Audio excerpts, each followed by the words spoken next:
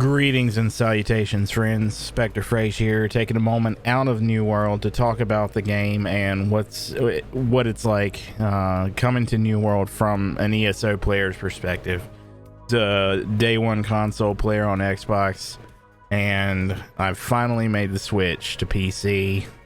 So I'm going to give you a few thoughts about New World. Let's get into it. First of all, let's talk about world design. Aeternum, it's beautiful, and the rendering is out of this world. I guess that was their intent. I'm personally running the game on high settings on a 2070 Super and not having any problems with it. I do have the frame rate capped at 60 FPS though. I've heard it can get a little iffy and run away with you there.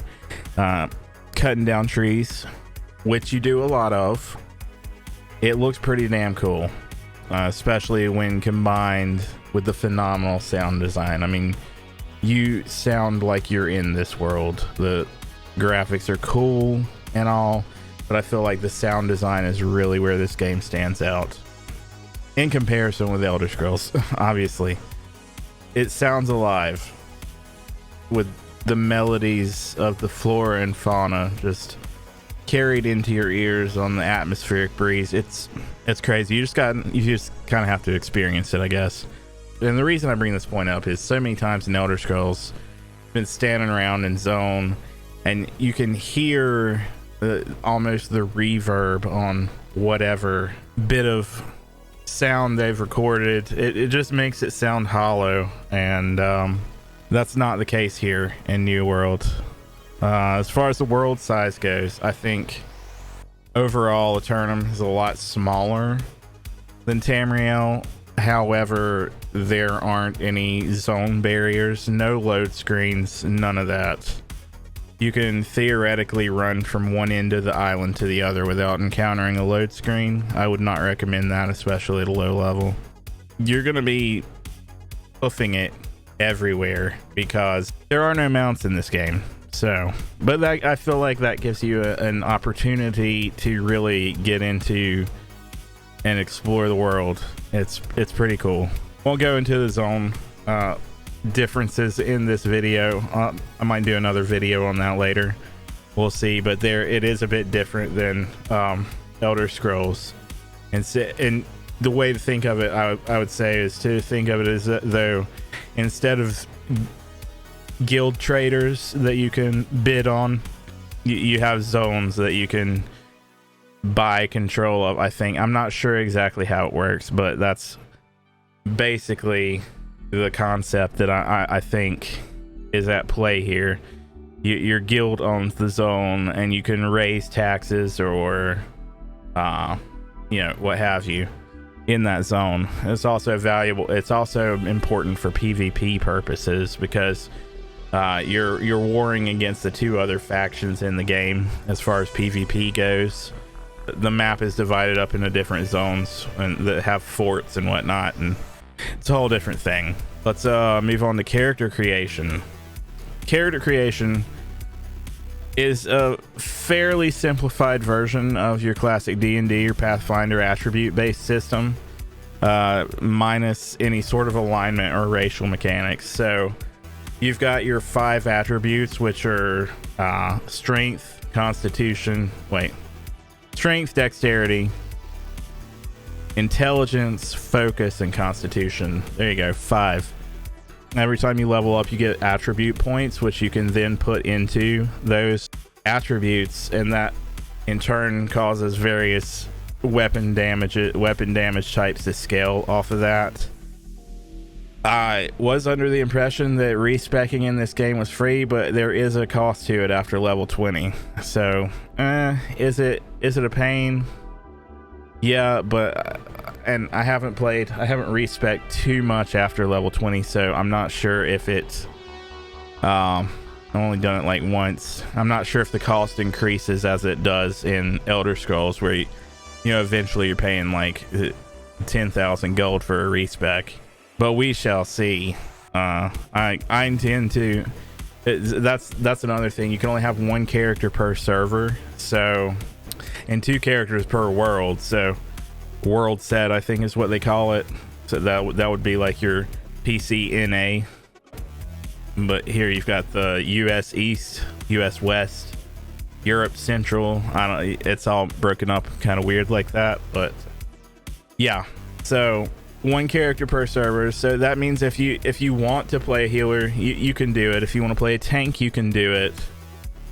But you're gonna have to respec your tune to be able to accomplish those roles. But yeah, so your damage scales off your attribute investment, which is it's similar to the ESO dump everything into Magicka or Stam, and then that's how your damage scales, but not quite, because there are those 2 extra categories to assign points to.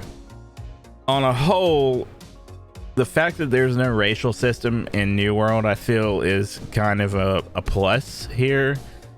I'm sure that people are going to min-max this game anyway, but you're not going to have a best rate. You're not going to have a patch where orcs are the superior race over all others for DPS or, things of that nature. Any character can do anything as long as you've got your attribute points spec'd correctly. Let's talk about combat. I'm still trying to decide if I like the combat system, honestly. I really like the combat system in ESO, and I know that sounds crazy because so many people shit on it all the time, but in New World, it is so clunky. There's no PvE player collision, so there's no ability to pixel stack, and you've got I've done a couple of the group instance type activities. You've got situations where you are trying to DPS a boss, or even if you're tank trying to gain taunt, and you can't because there's another player in front of you, and they're blocking your attacks, or they're blocking your attacks. That's a little bit frustrating. I feel like they need to turn player collision off in PvE. If you're not flagged for PvP, player collision shouldn't be a thing. It's as simple as that. But New World, it has a 2-bar system similar to Elder Scrolls. You've got your 2 bars. They only have 3 skill. The ability to slot 3 skills on them though. So you got 2 weapons. You can run whatever you want. It's all about how you spec your attribute points, and those weapons then level up with their own weapon mastery points. So you don't have to spend skill points. There's not an overarching general skill point. All of that, and each weapon, as you level it up, gets those points. So you can have all your weapons maxed out if you want.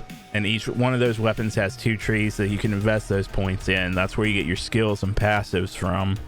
The armor system is a little weird. It's taken me a minute to get used to it. It's based on weight. And when I say weight, it's not like if you're wearing all medium armor, you get a bonus damage. Let me put it this way. The buffs are not dependent upon the armor type. It's a bit dependent upon the weight.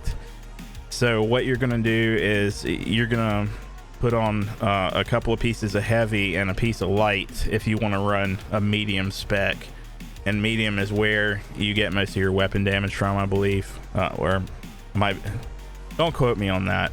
But that is where you get some of your buffs from, is the armor, and the armor is dependent upon its actual weight, not the weight class, so to speak. So it's a little different than ESO. I'm not sure if rotations are a thing in this game. It doesn't feel like it to me, but as I was experimenting with it yesterday in Dead Man's Cove, it's very hard to weapon swap. It's not just immediate. And I think I was trying to pay attention. I think I recorded some of it, but if you're not, or if you have anything in cooldown, it won't weapon swap. I don't know. combat's weird. It's clunky. I feel like it needs some refinement. If I'm crazy, I'm sure I'll hear about it in the comments section. One thing as far as combat goes that I love about New World is archery. The bow here is not just an afterthought. It's not just a back bar dot machine. You can actually make archery in this game a viable weapon choice. So and what I mean by that is arrow placement has a bearing on overall DPS. You actually have to aim your arrows. You can get headshots. It is really pretty cool. I like what they've done with archery in this game. So ESO archery, pretty trash. New World archery, I feel like, is the new standard for archery in MMOs. Let's talk about crafting. Crafting in Aeternum is expansive. It is probably, it's really quite confusing, honestly. Everything has its own, I don't want to say tree, but its own category. Let's say that. And what I mean by that is each category levels up on its own. So basically what that means is your proficiency in crafting in New World levels organically and without need of investing skill points into each category to become better at it. Although it can be a little confusing, I think overall I prefer this crafting system to the one that's in ESO. We're just going to set this on the table here. Questing, I'm going to be blunt. Questing is lackluster to me. If you're looking for a good Khajiit with an escape golden retriever quest a la the Elsewhere expansion, you're not going to find it here. While the main quest is certainly voice acted to a degree, you're not going to encounter any other NPCs outside of towns. So there's no companion to follow you around and help you with the quest, etc. 90% of what you're going to be doing here is killing this, searching for that, retrieving somebody's pans or pots and taking them back to them. It's kind of like glorified fetch quests. Sorry to say.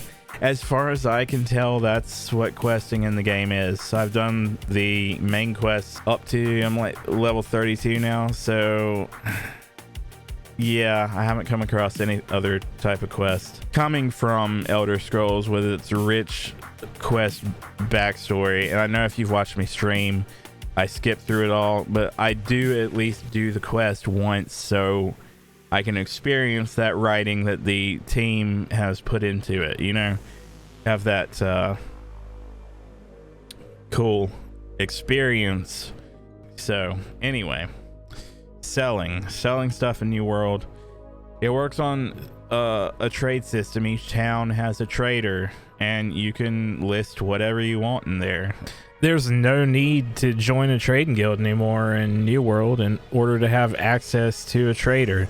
At these trading posts, as they're called, you can view all the available listings globally by selecting the All Settlements filter from the drop-down menu in the top right corner. There's still the matter of traveling to that trader to buy the items, but that's it. You can decide if your trip is going to be worth it before you set out.